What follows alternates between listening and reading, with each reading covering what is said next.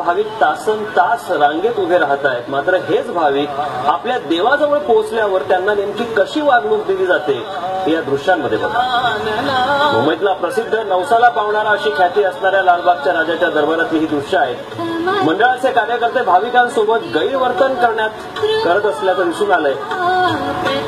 बघा महिलांसोबत कशा पद्धतीनं मंडळाचा कार्यकर्ता वागतोय.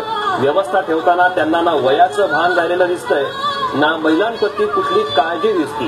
तासन तास भाविक बाप्पाच्या दर्शनाला रांगेत उभे राहतात, मात्र प्रत्यक्षात दर्शनाची वेळ आल्यानंतर त्यांना अशा वागणुकीला सामोरं जावं लागतं.